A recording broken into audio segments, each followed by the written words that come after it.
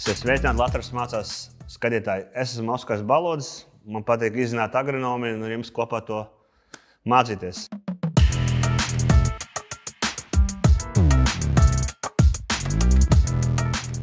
Tiekamies pirmās epizodes otrajā daļā, kur mēs runāsim vairāk par esošu situāciju un ieskatu nākotnē. Un studijā pie manis ir Dāvis no Neretes.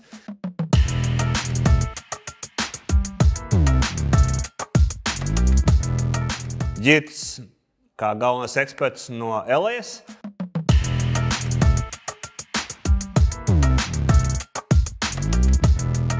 Un Aivars no Dobels novada.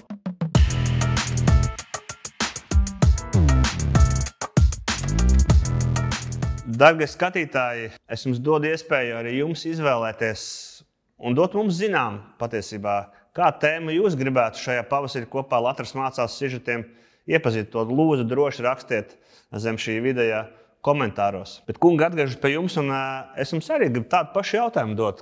Vai jums ir kaut kas, ko jūs vēl gribētu iemācīties, un mēs, kā Latvijas mācās, jums varētu palīdzēt? Vairāk jums tieši lauksaimnieki vai kā? Tāda fundamentāla lieta, protams, ir šķirnes, kas tāpat jau tiek ļoti daudz pētīts. Jā, un, protams, kā iepriekšējās sērijā minēju, arī zirņu audzēšanu kā tādu, atrast varbūt kaut kādus uzlabojumus tur.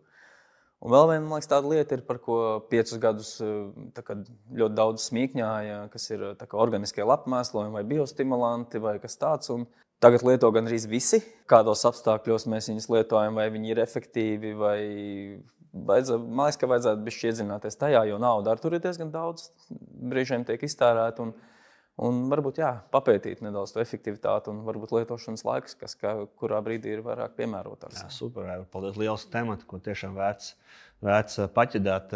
Dāvi, tāds pats jautājums. Viennozīmīgi gribētu teikt, ka būtu vajadzīgas papildus zināšanas un pētījumi par tām pašām viendīglapju nezālēm un herbicīdiem, bet piebildīšu, ka arī par divdīglapju nezālēm. Arī manās saimniecībā ir problēmas ar nevizuāli, bet jau pa gadiem es vērtēju, kad izskatās, ka arī ir rezistenta virza.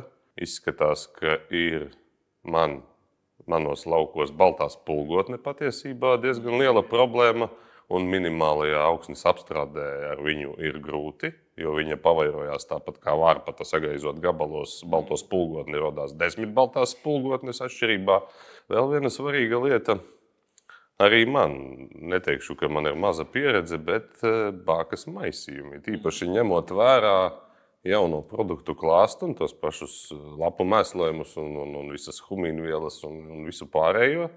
Tas būtu ļoti, ļoti noderīgi, bet es viennozīmīgi saprotu, ka tas nav lēts un tas arī ir garš un darbietilpīgs process, bet kaut neliela palīdzība šajās lietās uzlabotu mums visiem to sezonu. Jā, un tiešām skatītāji var pačukstēt, ka mēs skarsim kādu no tiem tematiem, ko minēja, tāpat arī atkal atgriezīsimies pie ziņiem un to audzēšanas, tāpat arī skarsim jau gaidīto rapša audzēšanas agrotehnikas kaut kādus paņēmienus. Klau, Ģirt, šī ziema principā gan arī nebija janvārī, kā es minēju, varēja sēnēs iet un braukt tīvritēn, un tagad ir Kelsals bijis gan arī, var teikt, visā Latvijas teritorijā, un tagad ar samērā labu sniegu. Manu skatītājiem interesē, vai pēc šāda ziemas, kad gan arī viņa nav vai ļoti īsa, ir kaut kas īpaši jāņem vērā, domājot par pavasara darba cēlienu. Man liekas, ka tu teici, ka ziemas tā īsti nav, bet tai pašā laikā patreiz mēs sēžam tādā visbīstamākajā momentā un tas pieminētais vārds Kelsals, tas laikam ir izaicinājums. Bet ja mēs pagriežamies atpakaļ, diemžēl tā lauksainicība ir tāda, ka tas cikls ir gads un kaut kāds padomus vai pieredzi tu vari iegūt tikai pēc gada. Diezgan skaidrs, ka šogad varēja sēt mazliet vēlāk. Diemžēl vai par laimi kulšana sākās ļoti agri, viss bija izdarīts un septembra sākumā, paldies, ka vismaz nedzirdēja, ka augustā daudz sēja, kāds to noteikti pamēģināja. Bet to varēja darīt vēlāk, jo gan kvieši ir sacerojuši un ir biezi. Kviešos varēja mazāku izsējas normu piemērot, un arī rapsi varēja sēt kādu nedēļu vēlāk. Un mēs zinām, ka tas ir varbūt atslēgas moments, kā iegūt lielāku ražu, sējot rapsi mazliet vēlāk. Par to noteikti arī mēs varam pieskarties kādā no epizodēm un runāt. Bet patreiz mēs esam lielākā izaicinājuma priekšā, un tāpēc pavasarī viennozīmīgi ir jāpaskatās, kādi ir sējumi. Izanalizēt, apskatīt, apbraukāt. Apskatīties mūsu pirmo epizodi, saskaitīt augus, jo tiešām sējumi ir biezi, ir sacerojuši, kādi viņi būs pavasarī. Tas, protams, ir jautājums. Es ceru, ka viss būs kārtībā, jo tie temperatūras zemās nav bijušas. Tik krasi zemes, cik 15 kaut kādi grādi ir laikam bijuši atsevišķās vietās, bet globāli ap 10. Un attiecīgi piemēroties jau tiem apstākļiem, kādi tie būs, un skatīties, vai pavasaris ir vēls, vai viņš būs agrs. Man daudz ir stāstījuši, ka pavasaris sākas kad? Un es stāstīju, kad ir temperatūras summa savāktas pēc lieldienām vai ap lieldienām. Jā, un šogad tās lieldienas ir aprīlī, tā kā attiecīgi tam visam piemēroties un skatīties līdzi. Kungi, praktisks dabas jautājums. Kā jums sākas pavasaris? Cik jūs daudz gatavojaties pavasarim? Vai jūs plānojat, kā plānojat un ko plānojat vai neplānojat un vienkārši dodas lauka? Šobrīd varu teikt, ka mazliet jau būtu jāsāk domāt par vasarāju sējumiem. Un vēlreiz atkārtošos, tā skarbo Kailsala ziemu pieredze rāda, ka mājās ir jābūt vasarāju sēklai. Vai apjomā, kas var nosegt visu tavu sējumu platību, vai vismaz lielāko daļu. Otrs variants ir aploksnīt ar naudu rezerves fonds sēklai, jo tās skarbās kaut kādas izcelšanas un izcelšana, tas var notikt pāris dienās. Un ziema vēl, es neteiktu, ka ir beigusies. Tagad sola to siltuma periodu, bet kas nāks pēc tā? Un šis te uznākušais Kailsala brīdis manā skatījumā nāca pat par labu, jo ļoti daudz sējumos, ne man, bet arī daudziem citiem, ir vasarāju kultūras ziemājos, teiksim, miežos vai kviešos, kur viņus nevar nekādi nolikvidēt. Tas pats minimālajā apstrādē dažos laukos atsevišķos bija ļoti daudz pupas, kas pēc pirmā ziemas cēliena līdz šim pat brīdim, līdz Kailsalam nebija nosalušas. Tā kā plus vēl kaitēkļi, kas cieš no sala un arī slimību ierosinātāji un tādas lietas. Tā kā tam Kailsalam manā skatījumā līdz mīnus 15-20 grādiem nav nekādas vainas, ir tikai labi. Šobrīd, gatavojamies vasarāju sējai. Viena svarīga lieta, ko jau var katrs lauksaimnieks darīt, ladā uztaisīt pāris dienas jau ar provizorisko šo te iesniegumu, lai sakārtotu savu saimniecību pa kultūra augiem, paplānotu. Tā, mēslojums 90% no nepieciešamā sezonai jau ir sagādāts. Tas manā skatījumā tīpaši lielām saimniecībām ir ļoti svarīgi. Pavasaris ir daudz mierīgāks, ja tev mēslojums jau ir mājās. Auga aizsardzības līdzekļus gluži nav tik vienkārši sagādāt, jo šis ziemas augstais periods un tam pašam kooperatīvam piegādes notiek lielākoties tikai pavasarī, bet jau ir lietas, tas pats arī auga aizsardzības līdzekļu darbīgās vielas, kuras tu zini, kuras tev gada no gada būs nepieciešamas. Tā kā to jau vismaz tā ideiski var jau sākt plānot. Kāds jau ir tavs pavasars, cik tu tam gatavojies ar vārdu plānot, rēķināt?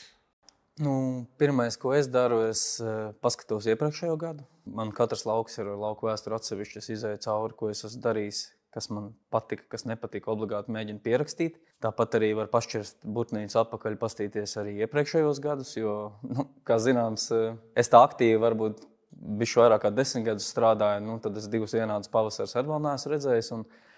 Un tad nākamais jau par mēslojumiem sagādājam, lai nav steiga. Un tad galvenais domāt līdzi un analizēt to, ko mēs jau esam darījuši, un varbūt uzzīmēt dažus scenārijus, ja būs tā, kā mēs rīkosimies. Vai ja būs atkal augsts aprīlis, ko mēs no iepriekšējiem gadiem varējām mācīties, kā mēs varbūt reaģējam, kaut kādus mazus plāniņus ieskicēt, kas ir tie iespējamie varianti. Protams, jāpaspēj izskraidīt lauki, nezāles novērtēt un saprast, kāda mums būs herbicīda, varbūt stratēģija un tam līdzīgi. Latvijas mācās ietvaros mēs skārām pagājušajā gadā ļoti daudz svarīgus tematus.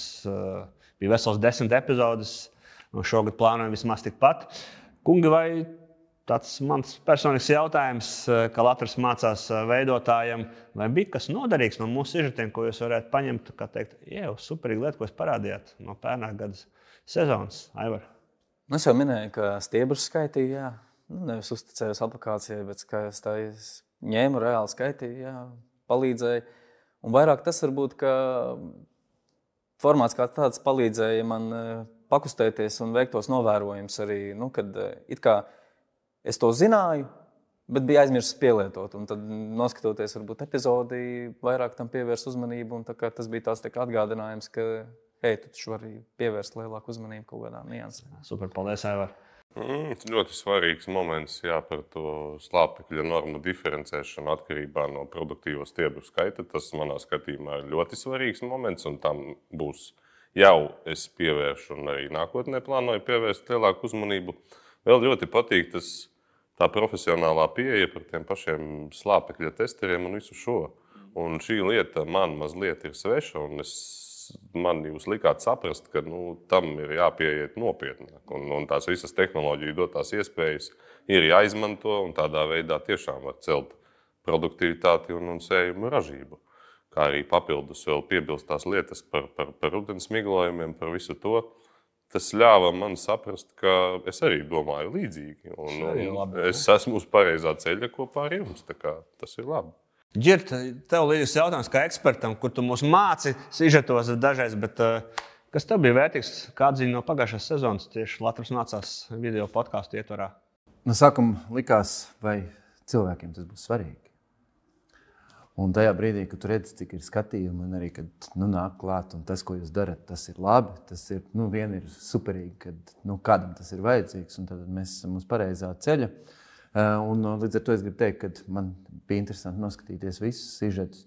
Bet varbūt man vērtīgākais, nevis vērtīgākais, jo es vienmēr mēģinu skatīties uz priekšu, bija pēdējais, kas varbūt nebija sižets, bet bija infografikas veidā tieši par sējumu stāvokli rudenī, par tiem pleķiem, kas parādījās. Un, protams, tur bija daudz dažādu apstākļu, sablīvētas augsnes un arī sausums jau šajā pašā rudens sezonā.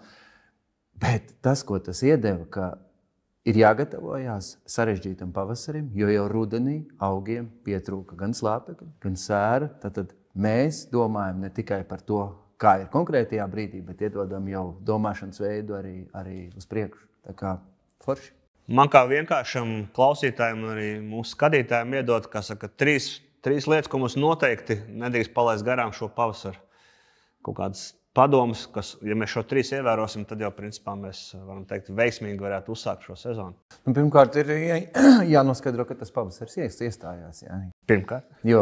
Pirmkārt, jo kāds jau varēja teikt, un es domāju, tāda sajūta bija februāra sākumā, ka pavasaris ir, tūlītās mēs sāksim darīt, rakstīsim iesniegumus ladam, kad mums vajag mēslot. Respektīvi, neizdarīt lietas, ja mēs runājam par mēslošanu par agru, jo var sabojāt arī ar lauku vai traktoru grimstu, un tas nevienam nav vajadzīgi, bet nenovilkt arī par vēlu. Pieņemt pareizo šo te pirmo devu, cik mēs liekam no kopējās normas. Man ļoti patika par sēklas sagatavošanu un jau laicīgi, lai mēs esam gatavi sējai.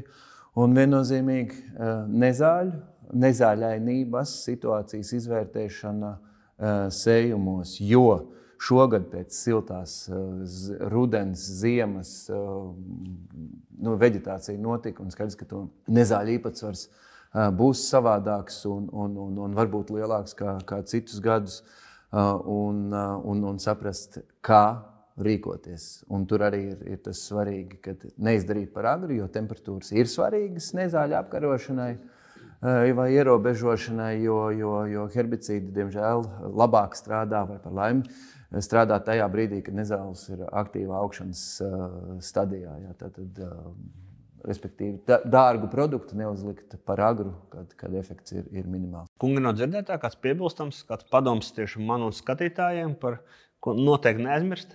Nē, ļoti labi Ģirds piebilda arī par herbicīdu efektivitāti. Mums tai pašā cīņā ar lāčauzu. Mums ir 2 reizes, pieņemsim, bijis tā, ka mēs gaidam, tie apstākļi kā nepiemēroti. Un es atceros vienā reizē, ka mums ideāli nostrādāja preparāts pret mīksto lāčauzu, bija tāda līdz pusdienlaikam tāda tā kā migliņa, uznāca ļoti labs siltums, un mēs tieši tā kā aizbraucām nomiglot ar augstā gaisa mitrumā un optimālās temperatūrās, un preparāts ideāli nostrādāja. Un arī herbicīdiem sevišķi, kā minēja, arī bāksmaisīm, tur bezmazai vienu pašu. Bet tev kas piebilstams padomiem? Svarīga lieta tiešām neieskieties pārāk ātri, labāk maziem solīšiem, jo arī pagājušā pavasara pieredze liecina par to pašu herbicīdu efektivitāti. Nebija tā labākā, temperatūras bija pārāk zemas. Vēl viens tāds moments idejiski. Lieldienās bija tie plus 23, 25 grādi 2 dienas. Un ziemas rapšu sējumos bija ļoti daudz jau smecernieki. Un tas brīdis likās, ka jābrauc, vajadzēja. Smecernieku bojājumi rapsī bija diezgan nopietni. Un iespējams tas bija tas moments, kad bija jābrauc, bet ūdens ļoti augsts, miglotāji vēl nesagatavoti.